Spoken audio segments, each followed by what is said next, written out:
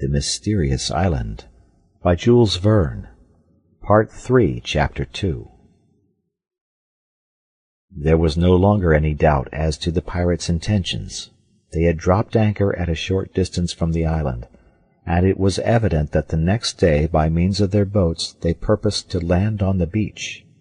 Cyrus Harding and his companions were ready to act, but, determined though they were, they must not forget to be prudent. Perhaps their presence might still be concealed in the event of the pirates contenting themselves with landing on the shore, without examining the interior of the island. It might be, indeed, that their only intention was to obtain fresh water from the Mersey, and it was not impossible that the bridge, thrown across 1.5 miles from the mouth, and the manufactory at the Chimneys, might escape their notice. But why was that flag hoisted at the brig's peak? What was that shot fired for? Pure bravado, doubtless, unless it was a sign of the act of taking possession. Harding knew now that the vessel was well armed. And what had the colonists of Lincoln Island to reply to the pirates' guns? A few muskets only. "However," observed Cyrus Harding, "here we are in an impregnable position. The enemy cannot discover the mouth of the outlet, now that it is hidden under reeds and grass, and consequently it would be impossible for them to penetrate into Granite House." "But our plantations, our poultry-yard, our corral, everything!" exclaimed Pencroft, stamping his foot. "They may spoil everything, destroy everything in a few hours." "Everything, Pencroft," answered Harding, "and we have no means of preventing them." "Are they numerous? That is the question," said the reporter. "If they are not more than a dozen, we shall be able to stop them. But 40, 50, more perhaps." "Captain Harding," then said Ayrton, advancing towards the engineer, "will you give me leave?" "For what, my friend?" "To go to that vessel to find out the strength of her crew." "But, Ayrton," answered the engineer, hesitating, "you will risk your life." "Why not, sir?" "That is more than your duty." "I have more than my duty to do," replied Ayrton. "Will you go to the ship in the boat?" asked Gideon Spilett. "No, sir, but I will swim. A boat would be seen where a man may glide between wind and water." "Do you know that the brig is 1.25 miles from the shore?" said Herbert. "I am a good swimmer, Mr. Herbert." "I tell you it is risking your life," said the engineer. "That is no matter," answered Ayrton. "Captain Harding, I ask this as a favor. Perhaps it will be a means of raising me in my own eyes." "Go, Ayrton," replied the engineer, who felt sure that a refusal would have deeply wounded the former convict, now become an honest man. "I will accompany you," said Pencroft. "You mistrust me," said Ayrton quickly. Then more humbly, "Alas!" "No, no!" exclaimed Harding with animation. "No, Ayrton! Pencroft does not mistrust you. You interpret his words wrongly." "Indeed," returned the sailor, "I only propose to accompany Ayrton as far as the islet.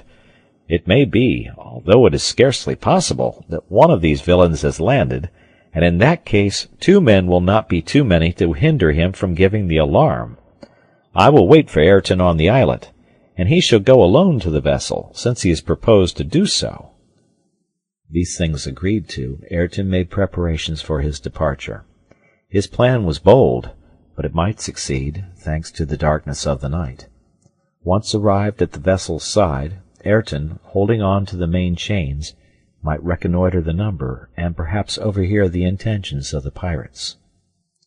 Ayrton and Pencroft, followed by their companions, descended to the beach. Ayrton undressed and rubbed himself with grease, so as to suffer less from the temperature of the water, which was still cold. He might indeed be obliged to remain in it for several hours. Pencroft and Neb during this time had gone to fetch the boat, moored a few hundred feet higher up on the bank of the Mersey, and by the time they returned, Ayrton was ready to start. A coat was thrown over his shoulders, and the settlers all came round him to press his hand. Ayrton then shoved off with Pencroft in the boat. It was 10:30 in the evening when the two adventurers disappeared in the darkness.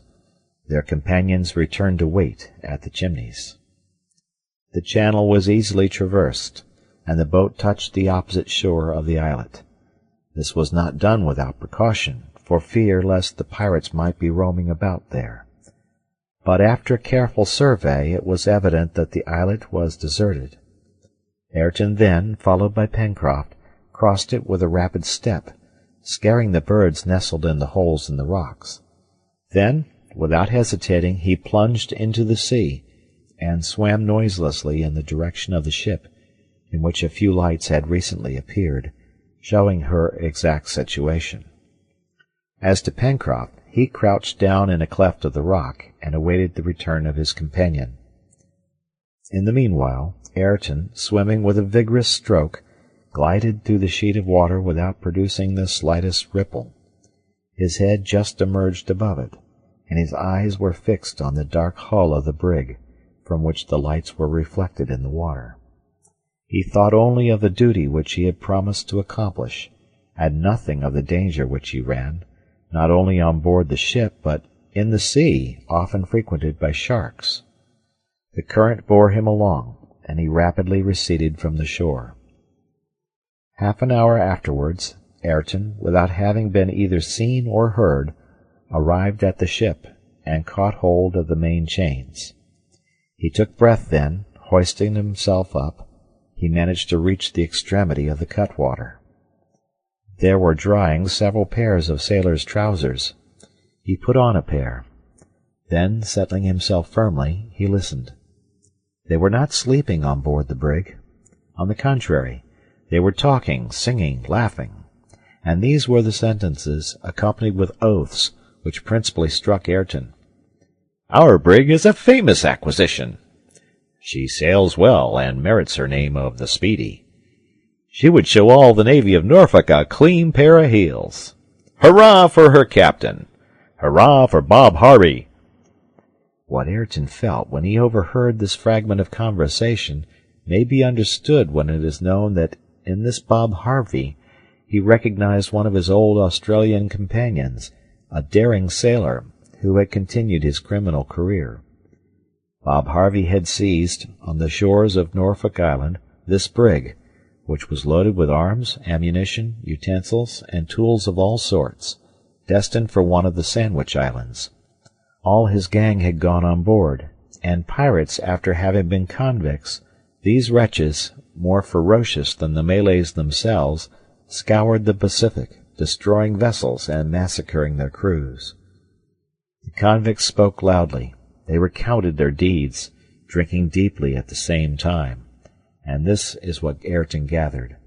The actual crew of the Speedy was composed solely of English prisoners escaped from Norfolk Island. Here it may be well to explain what this island was. In 29 degrees 2 minutes south latitude and 165 degrees 42 minutes east longitude, to the east of Australia, is found a little island 6 miles in circumference, overlooked by Mount Pitt, which rises to a height of 1,100 feet above the level of the sea. This is Norfolk Island, once the seat of an establishment in which were lodged the most intractable convicts from the English penitentiaries. They numbered 500 under an iron discipline, threatened with terrible punishments, and were guarded by 150 soldiers, and 150 employed under the orders of the governor. It would be difficult to imagine a collection of greater ruffians. Sometimes, although very rarely, notwithstanding the extreme surveillance of which they were the object, many managed to escape, and seizing vessels which they surprised, they infested the Polynesian archipelagos. Thus had Bob Harvey and his companions done. Thus had Ayrton formerly wished to do. Bob Harvey had seized the brig Speedy, anchored in sight of Norfolk Island. The crew had been massacred, and for a year this ship had scoured the Pacific, under the command of Harvey, now a pirate and well known to Ayrton. The convicts were, for the most part, assembled under the poop, but a few, stretched on the deck, were talking loudly. The conversations still continued amid shouts and libations. Ayrton learned that chance alone had brought the Speedy in sight of Lincoln Island. Bob Harvey had never yet set foot on it, but, as Cyrus Harding had conjectured, finding this unknown land in his course, its position being marked on no chart, he had formed the project of visiting it, and, if he found it suitable, of making it the brig's headquarters. As to the black flag hoisted at the Speedy's peak, and the gun which had been fired, in imitation of men of war when they lower their colors, it was pure piratical bravado. It was in no way a signal, and no communication yet existed between the convicts and Lincoln Island. The settlers' domain was now menaced with terrible danger. Evidently the island, with its water, its harbor, its resources of all kinds, so increased in value by the colonists, and the concealment afforded by Granite House, could not but be convenient for the convicts. In their hands it would become an excellent place of refuge, and, being unknown, it would assure them, for a long time perhaps, impunity and security. Evidently, also, the lives of the settlers would not be respected, and Bob Harvey and his accomplices' first care would be to massacre them without mercy. Harding and his companions had, therefore, not even the choice of flying and hiding themselves in the island, since the convicts intended to reside there, and since, in the event of the Speedy departing on an expedition, it was probable that some of the crew would remain on shore, so as to settle themselves there.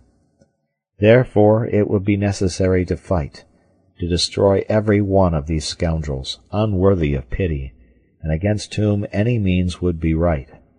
So thought Ayrton, and he well knew that Cyrus Harding would be of his way of thinking.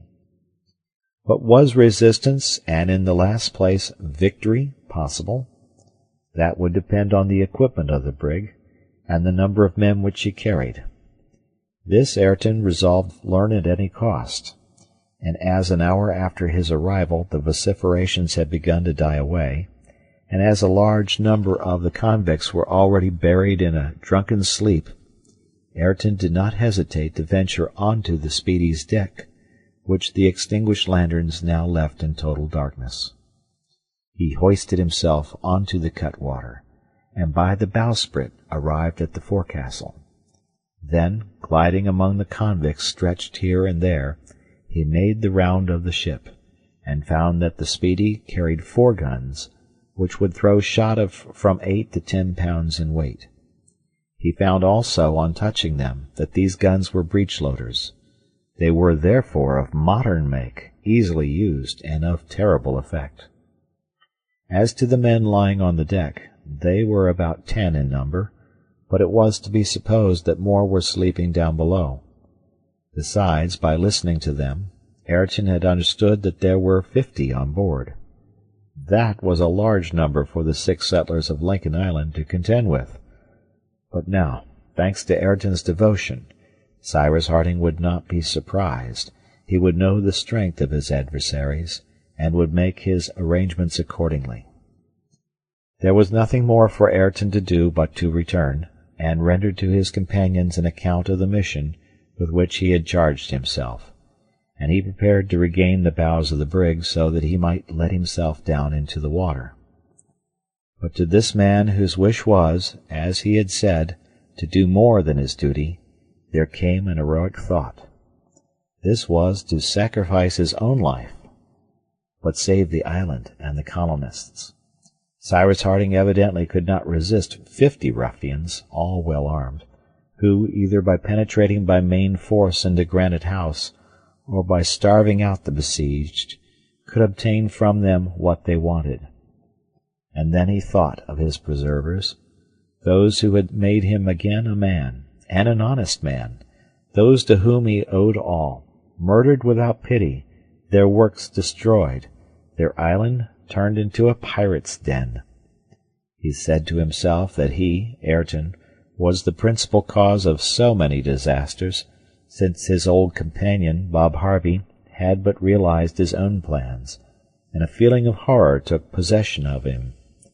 Then he was seized with an irresistible desire to blow up the brig, and with her all whom she had on board. He would perish in the explosion, but he would have done his duty. Ayrton did not hesitate. To reach the powder room, which is always situated in the after part of a vessel, was easy. There would be no want of powder in a vessel which followed such a trade, and a spark would be enough to destroy it in an instant.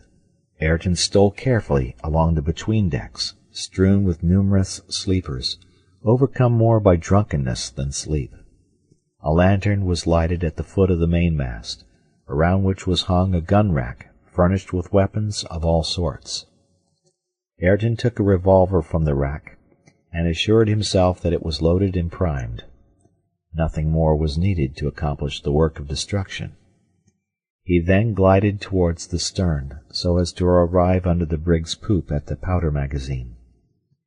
It was difficult to proceed along the dimly lighted deck without stumbling over some half-sleeping convict, who retorted by oaths and kicks. Ayrton was therefore more than once obliged to halt, but at last he arrived at the partition dividing the after cabin, and found the door opening into the magazine itself.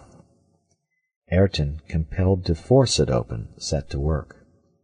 It was a difficult operation to perform without noise, for he had to break a padlock. But under his vigorous hand the padlock broke, and the door was open. At that moment a hand was laid on Ayrton's shoulder. "What are you doing here?" asked a tall man in a harsh voice, who, standing in the shadow, quickly threw the light of a lantern on Ayrton's face. Ayrton drew back. In the rapid flash of the lantern he had recognized his former accomplice, Bob Harvey, who could not have known him, as he must have thought Ayrton long since dead. "What are you doing here?" again said Bob Harvey, seizing Ayrton by the waistband. But Ayrton, without replying, wrenched himself from his grasp and attempted to rush into the magazine. A shot fired into the midst of the powder casks, and all would be over. "Help, lads!" shouted Bob Harvey. At his shout 2 or 3 pirates awoke, jumped up, and, rushing on Ayrton, endeavored to throw him down. He soon extricated himself from their grasp. He fired his revolver, and 2 of the convicts fell, but a blow from a knife which he could not ward off made a gash in his shoulder. Ayrton perceived that he could no longer hope to carry out his project. Bob Harvey had reclosed the door of the powder magazine, and a movement on the deck indicated a general awakening of the pirates. Ayrton must reserve himself to fight at the side of Cyrus Harding. There was nothing for him but flight. But was flight still possible? It was doubtful, yet Ayrton resolved to dare everything in order to rejoin his companions. 4 barrels of the revolver were still undischarged. 2 were fired. 1, aimed at Bob Harvey, did not wound him, or at any rate only slightly, and Ayrton, profiting by the momentary retreat of his adversaries, rushed towards the companion ladder to gain the deck. Passing before the lantern, he smashed it with a blow from the butt of his revolver. A profound darkness ensued, which favored his flight. 2 or 3 pirates, awakened by the noise, were descending the ladder at the same moment. A 5th shot from Ayrton laid one low, and the others drew back, not understanding what was going on. Ayrton was on deck in 2 bounds, and 3 seconds later, having discharged his last barrel in the face of a pirate who was about to seize him by the throat, he leaped over the bulwarks into the sea. Ayrton had not made 6 strokes before shots were splashing around him like hail. What were Pencroft's feelings, sheltered under a rock on the islet? What were those of Harding, the reporter, Herbert, and Neb, crouched in the chimneys when they heard the reports on board the brig? They rushed out on to the beach, and their guns shouldered, they stood ready to repel any attack. They had no doubt about it themselves. Ayrton, surprised by the pirates, had been murdered, and perhaps the wretches would profit by the night to make a descent on the island. Half an hour was passed in terrible anxiety. The firing had ceased, and yet neither Ayrton nor Pencroft had reappeared. Was the islet invaded? Ought they not to fly to the help of Ayrton and Pencroft? But how? The tide being high at that time rendered the channel impassable. The boat was not there. We may imagine the horrible anxiety which took possession of Harding and his companions. At last, towards 12:30, a boat carrying 2 men touched the beach. It was Ayrton, slightly wounded in the shoulder, and Pencroft, safe and sound, whom their friends received with open arms. All immediately took refuge in the Chimneys. There Ayrton recounted all that had passed, even to his plan for blowing up the brig, which he had attempted to put into execution. All hands were extended to Ayrton, who did not conceal from them that their situation was serious. The pirates had been alarmed. They knew that Lincoln Island was inhabited. They would land upon it in numbers and well armed. They would respect nothing. Should the settlers fall into their hands, they must expect no mercy. "Well, we shall know how to die," said the reporter. "Let us go in and watch," answered the engineer. "Have we any chance of escape, Captain?" asked the sailor. "Yes, Pencroft." 6 against 50. "Yes, 6, without counting—" "Who?" asked Pencroft. Cyrus did not reply, but pointed upwards. End of chapter.